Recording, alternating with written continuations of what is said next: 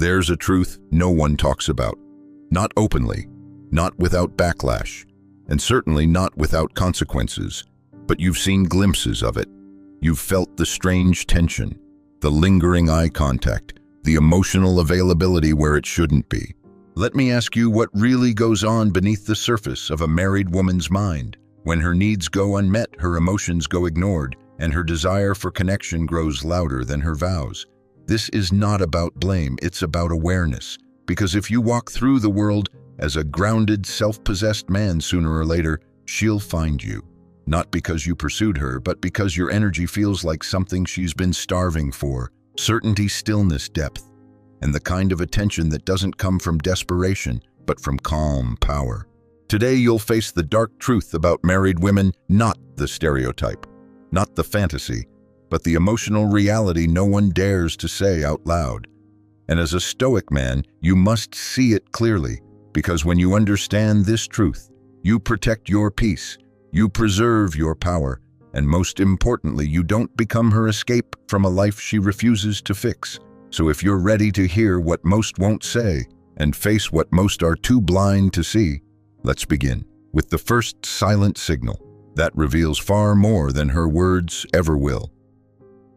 Number 1, she craves emotional intensity, not just security. Many men give her stability, but forget her need for depth, mystery, and tension. You were taught to be the provider, the protector, the stable rock she could always count on. And you did that. You showed up, paid the bills, stayed loyal, came home every night. But slowly, something changed. Her eyes dimmed, her touch faded, her words became polite, but distant. You tried harder, gave more, made her comfortable. But the more you gave, the more she pulled away. And here's the dark truth no one dares to say out loud. She's not starving for comfort.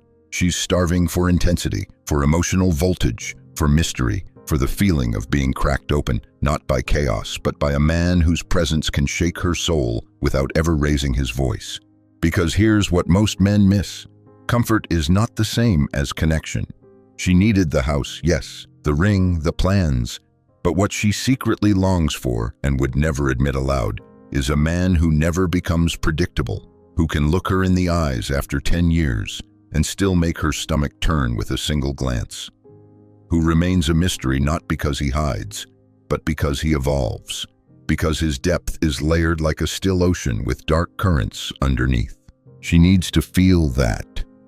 To feel you, not your routines, not your reassurances, but your presence, the calm tension that says, I'm here, but I'm not yours to control. I choose this every day, but I do not belong to comfort.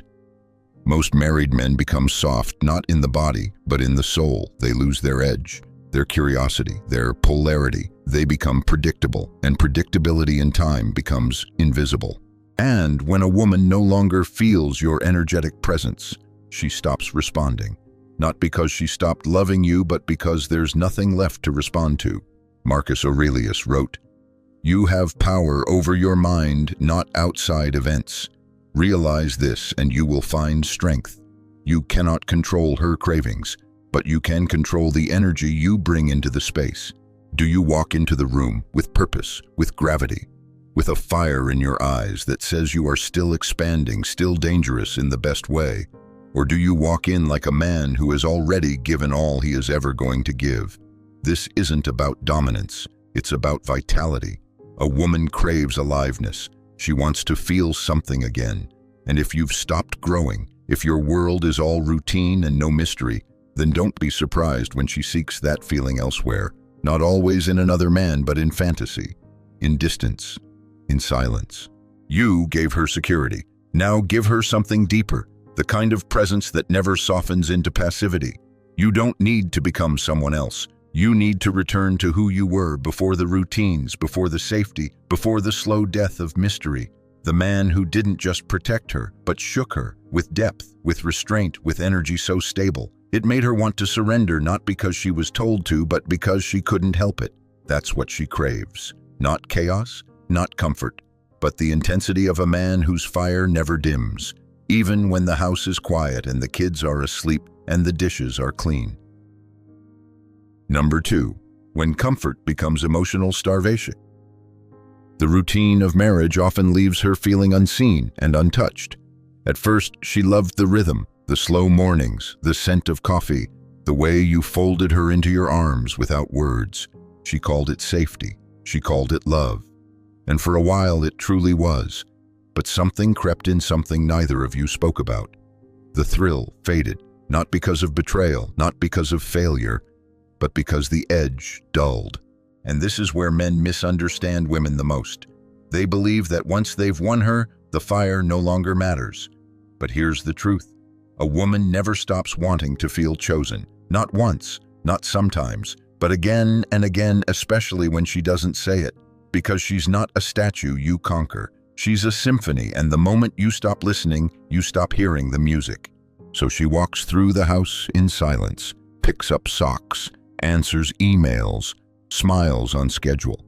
And inside, she's hungry, not for food, not for sex, but for the feeling of being seen again like she was in the beginning, before she became wife, before she became mother, back when she was mystery, when your eyes searched her like a puzzle, when your hands trembled with reverence. Now she's familiar, predictable, safe, and while her mind appreciates that her body does not respond to it, because feminine desire thrives in polarity, not sameness. She doesn't need more security. She needs to feel your energy stretch beyond the routine. The danger here is subtle. She won't tell you she's starving, she won't cry, she won't yell, she'll just quietly stop blooming. And you'll wonder what happened. You'll ask if she's okay. She'll say, "I'm just tired." But it's not exhaustion, it's emotional starvation. And it happens when a man's presence becomes so routine, so domesticated, that it loses its charge. The Stoic man doesn't allow that. He doesn't just show up physically, he shows up energetically. He brings awareness into the room, not distraction. He looks at her, not past her. He speaks less, but with more depth. He chooses her again, not out of duty, but out of deliberate desire. Epictetus reminds us, freedom is the only worthy goal in life. It is won by disregarding things that lie beyond our control. But attention, presence, those are within your control, and they are the oxygen of a woman's spirit. If you stop offering them, don't be surprised when she stops responding, not with anger, not with argument, but with withdrawal. And nothing is more dangerous to love than a woman who stays, but no longer feels. So look again, not to judge, not to blame, but to see. She doesn't want flowers, she wants your edge back. She wants your gaze to land on her with meaning, not routine, not habit, but hunger. And if you don't bring that hunger, someone somewhere someday will, not because she's cruel, but because the feminine cannot survive without emotional nourishment. Be the man who feeds her soul not with fancy words, but with the quiet, unwavering truth of your attention. That's what makes her bloom. Again, and again, and again. Number 3. The rise of the invisible third man. Even when you think it's just the two of you, someone lives in her imagination. He's not real. He may not even have a name, but he's there, somewhere behind her quiet gaze, somewhere in the pauses of her breath. When you ask, "What are you thinking?" you think it's just the two of you, but in her emotional world, someone else is already taking up space. This isn't about cheating. This isn't about betrayal. This is about imagination and the secret power it has over feminine desire. Because when the real world becomes dull, when the marriage becomes a loop of logistics, when the man beside her stops being curious, expressive, alive, the feminine mind creates its own tension. It fantasizes, it projects, it remembers. That man at the gym who didn't flinch when she looked away, the way her coworker asked how she really was and listened, the mysterious stranger in that movie who had the eyes of a man who doesn't chase, tiny moments, fleeting glances. But in her mind, they become something else. They become feeling. Because women do not always crave the man, they crave the feeling he awakens. And if you no longer awaken her, don't be shocked when she searches for that feeling elsewhere. Again, it may not be physical, it's often emotional, energetic, subconscious. But here's the Stoic truth most men avoid. She is loyal to the man who makes her feel most alive, even if that man only exists in her imagination. And if that man isn't you, then every moment of silence between you is filled by his shadow. This is why presence matters more than performance. why your energy matters more than your routine.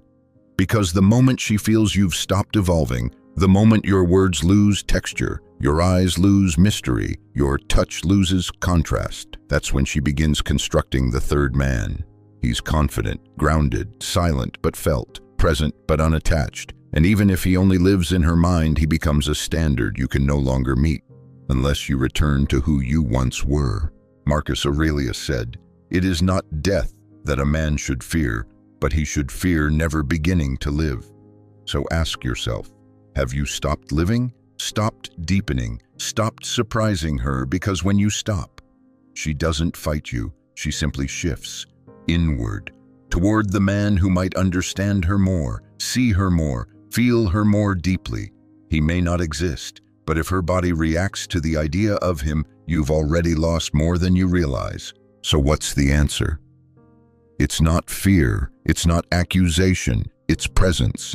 It's becoming again the man who lives with fire behind his calm, mystery behind his stillness, depth behind his simplicity, so that when she closes her eyes and breathes in the quiet of the night, there is no third man, only you. Because your presence is strong enough, wide enough, rich enough to hold every corner of her imagination and fill it with something real. Number 4, why she becomes cold, and it's not always your fault. A woman doesn't betray when she's angry. She betrays when she feels nothing. You thought her silence was moodiness, her distance was stress, her quiet stares across the dinner table were just exhaustion, so you gave her space, tried to stay kind. You told yourself it was just a phase, that she'd warm up again. But here's the truth most men don't see until it's too late. She doesn't betray when she's angry, she betrays when she's numb. And numbness isn't loud, it's not drama, it's not a storm of shouting or slammed doors, it's absence, it's detachment, it's the slow fading of the light in her eyes as she looks at you and sees nothing that stirs her anymore. This isn't about blame, it's about emotional physics. In the beginning, the polarity between you sparked with life. Your masculinity ignited her softness. Your presence made her feminine, your mystery made her curious. But over time, the fire turned into routine, the passion into politeness, and worst of all, the connection into coexistence. And now, she doesn't fight you, because she doesn't care enough to. She doesn't cry in your arms, because something inside her has frozen. This is when most men panic. They try harder, more date nights, more I love yous, more doing and still, less feeling. Because she's not waiting for you to do more, she's waiting for you to feel again. To show her that beneath your quiet routines, a man still lives there. A man with fire, with presence, with command, not of her, but of yourself. Stoicism teaches, don't explain your philosophy, embody it. And in this moment when her affection dies without sound, you are being called to embody what you once only talked about. Calm clarity center. You must not react to her distance with desperation. You must not meet her coldness with complaint. You meet it with stillness that stirs, with silence that says, I see the distance, but I'm not shaken. I'm here, rooted, alive, and I'm not collapsing to win you. Because when she feels that, when she senses you are no longer performing but being, something shifts. Her numbness begins to crack, not because you forced it, but because your grounded presence reminds her of the man she once surrendered to when everything inside her was still wide open. And sometimes she comes back, not with a grand gesture, but with a small glance, a touch, a breath drawn closer. But even if she doesn't, you are not lost. You are not broken, because you did not betray yourself chasing warmth. You became the warmth. You remembered your worth without needing her to confirm it. And that is what Stoic men do. They don't beg, they don't panic, they don't abandon their center for a fleeting reaction. They stand, calm, and if the woman beside them no longer feels, they let go without letting go of themselves. Number 5. The lie society tells men about loyalty. Marriage is not immunity from emotional disconnection, it's a test of presence. You were told that once you put a ring on her finger, you'd have peace, security, a guarantee. That loyalty would protect you, that vows would keep her close, that once she became yours, she'd stay. But the truth, loyalty without emotional connection is a cage. And no woman, no matter how good, will remain vibrant in captivity. Because society lies to men. It tells them, if she married you, that's all that matters. As if paper means polarity. As if routine means reverence. As if a title could replace tension. But Stoic men don't buy into that illusion. They know. Marriage is not the end of the work. It's the beginning of a different kind. In the dating phase, you pursued. You listened. You led. You had presence because there was no comfort to fall asleep in. But marriage, it's comfortable, predictable, soft. And in that softness, most men lose their presence. They drift into performance. Look what I provide. Look how loyal I am. Look how I never leave. But in her heart, she's asking a different question. Do you still see me? Do you still feel alive beside me? Do you still choose me with intention or out of habit? Loyalty matters, but without aliveness, without energy, without daily re-choosing, that loyalty becomes weight, not warmth. Epictetus once said, "It is not what happens to you, but how you react to it that matters." And when emotional distance sets in, most men don't react, they rationalize.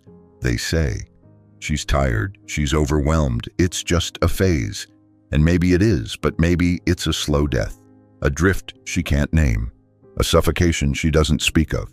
Because good women don't always leave. They stay, they smile, they play the part, until one day they vanish internally, not out of cruelty, but out of necessity. Because the feminine cannot stay vibrant in a vacuum. It needs polarity. It needs to feel the man's emotional pulse, not just his paycheck.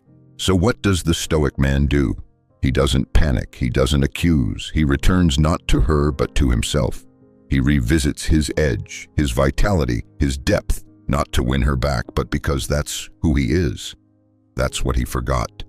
He rekindles his own inner fire, and when he walks into the room again, he brings something she hasn't felt in months, aliveness. He doesn't demand love, he becomes love. He doesn't expect loyalty to be worship. He earns it with presence. And maybe, just maybe, she looks at him again and sees the man she said yes to. Not the man who drifted into autopilot, but the one who breathes, leads, and stays awake not just in body, but in soul. Because marriage doesn't protect you from losing her, only presence does. Number 6. Her subconscious tests. Never stop even after the vows. A high-value man never becomes lazy in soul speech or presence. You think the test is over once you're married, that you've passed, that you've been chosen once and for all. But here's the truth that hits hardest. Her subconscious is always watching, not with suspicion, not with doubt, but with a deeply wired instinct that tracks your energy, your certainty, your truth. You see, a woman may not test you with words, but she will test you with silence, with delay, with challenge, with moments when you don't get what you expect, just to see how you'll respond. Not because she wants to dominate you, but because part of her still wants to feel your core, the part of you that doesn't flinch, that doesn't react, that doesn't fold when she's distant or distracted. Because to her, your reaction reveals your center. Will you seek validation? Will you chase her approval? Will you collapse to make her comfortable? Or will you remain still, grounded, strong without force, present without need? This isn't a game, it's biology, it's psychology. It's the feminine polarity testing for the masculine presence that doesn't need to be affirmed. And the truth is, you don't graduate from this. There is no ceremony, no finish line. You are either embodying your masculine energy or surrendering it unconsciously. She will test your boundaries. She will test your purpose. She will test your emotional strength, not always because she's insecure, but because she wants to feel safe inside your fire. And only when she knows you will not crumble, will not become soft, just to win her warmth, can she fully surrender. But here's where most men fail. They label her emotional reactions as irrational. They complain, why can't she just relax? Why is she so moody? I'm doing everything right. But everything right to a man often means predictability, loyalty, comfort, providing. Yet to a woman, those are the baseline. What she longs for, whether she admits it or not, is to feel the undeniable weight of your truth, your standards, your purpose, your edge. Because if you've given all of that up to play the safe husband role, you've lost the very qualities she was first drawn to. So the Stoic man remembers, tests are not threats, they are calls. Calls to remain embodied, calls to respond, not react. Calls to step back into command, not control, but command of self. Marcus Aurelius wrote, "If you are distressed by anything external, the pain is not due to the thing itself, but to your estimate of it. And this you have the power to revoke at any moment." So when she challenges you, revoke your fear, revoke your need to please. Stand where you are, in truth, in clarity, in quiet leadership. And here's what will happen. She'll test less, not because she's been tamed, but because she trusts. She trusts that you won't betray your essence to win affection. She trusts that you won't sell your soul for a moment of peace. She trusts that you are the same man you were when she said yes, only deeper. Because in the end, she doesn't want perfection. She wants presence. And the man who gives her that every day without drama, without show, is the one she can surrender to fully. Not because he passed the test once, but because he never stopped living like he was being refined by it. Number 7, the hidden resentment no one talks about. She may secretly blame you for her boredom, even if she chose that life. She said she wanted this. The house, the ring, the quiet evenings, the predictability. You gave it to her. You gave her everything she asked for, and now she's restless, unfulfilled, cold. And though she never says it outright, you can feel it. There's resentment in her silence. And here's the truth no one warns you about. She may resent you for giving her exactly what she thought she wanted, because security without vitality is a slow starvation of the feminine spirit. She once begged the universe for peace, for the nice guy, for the man who wouldn't leave. And then she got him. But peace turned into passivity, security into sameness. And now she doesn't know what to do with the emptiness inside her. So what does she do? She starts to pull away. She withdraws. She nitpicks. She stops laughing at your jokes. She stops reaching for your hand. And in her subconscious, a dangerous belief begins to grow. Maybe he's the reason I don't feel alive anymore. And here's where you must be careful, because this resentment has nothing to do with logic.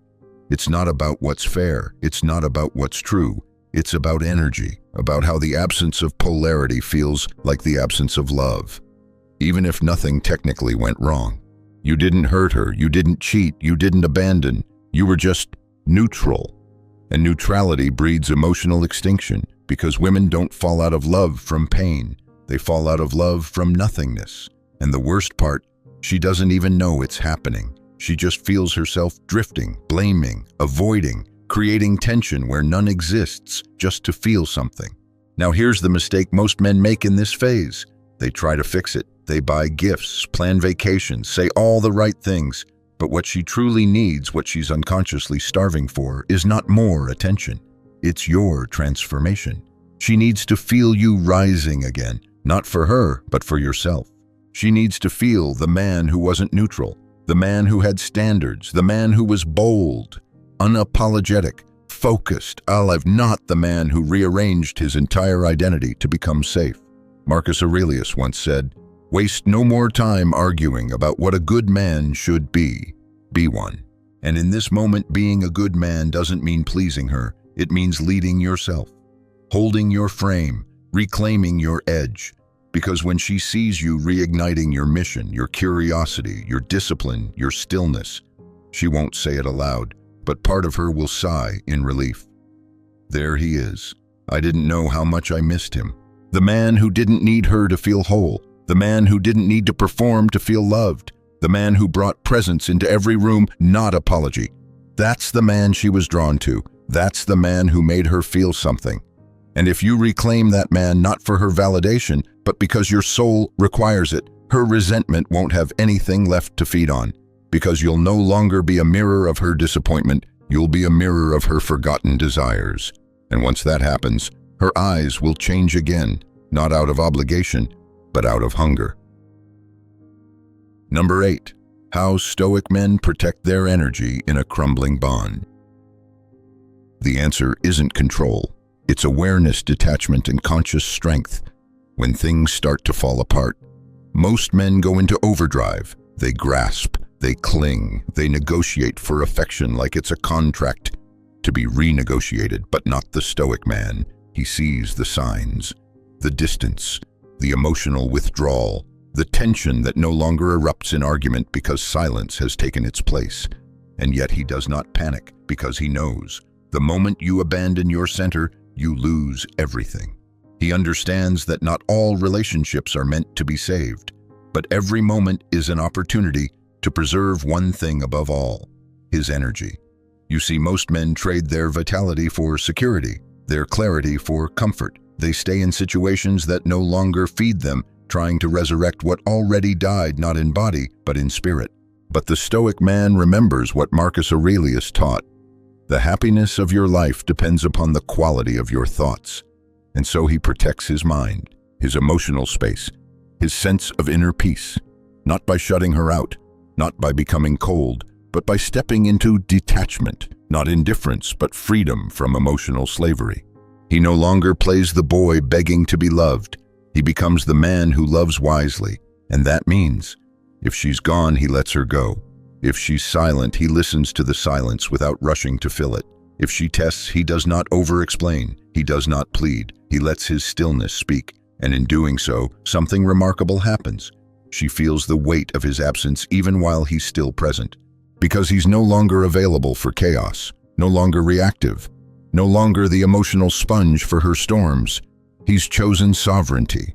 This is not about games. It's about energy discipline. You don't argue for connection. You inspire it by becoming the most grounded version of yourself. And if that doesn't bring her back, then nothing would have, and your dignity remains untouched. This is why the Stoic man doesn't beg. He observes. He responds rarely. He returns to his breath, his body, his mission, because the one thing no woman, no matter how loving or lost, should ever be allowed to steal is your presence with yourself. So if you're in the middle of a crumbling bond, stop asking, "What can I do to make her stay?" Start asking, "Who am I when everything external is uncertain? What do I choose to carry, and what do I let go of? And most of all, how do I protect my peace?" When love no longer protects itself, you walk away not to punish, but to preserve, not out of anger, but out of reverence for the life force within you that refuses to be dulled by a love that no longer lives, because that is where true power is born. And whether she comes back or not, you are already free. She may never say it aloud, but when you reclaim your stillness, your edge, your unshakable presence, she feels it. And so do you. You were never meant to chase. Not love, not attention, not validation. You were meant to stand, to lead with stillness, to embody the kind of strength that does not need to prove itself because its very presence is enough. And if along the way you forgot who you were, if you softened your voice, dimmed your fire, traded your polarity for peace, then this isn't the end. It's the return. The return to the man who doesn't need to be loud because his silence is felt, who doesn't need to be perfect because his presence is rare, who doesn't need to be needed because he's already whole. And when you live from that place, you don't fear distance. You don't beg love to stay. You let life reveal who is drawn to your essence, not your effort. Because the Stoic man is not here to perform. He's here to embody, not to react, but to remain rooted in value, in virtue, in vision. So when she looks at you again, whether today or years from now, she may not know why her heart stirs, why her walls soften, why she aches again for a man she thought she had figured out. But you'll know, because the fire never left. It just waited for you to choose it again. So choose it, breathe, rise, lead, and let the world come to you. If this message stirred something in you, if it reminded you of the man you once were or the one you're becoming, then I invite you to stay with this journey. Not just for her, not just for love, but for you. Follow this path for more Stoic truths, modern awakenings, and timeless masculine wisdom. This is not the end, it's the ignition.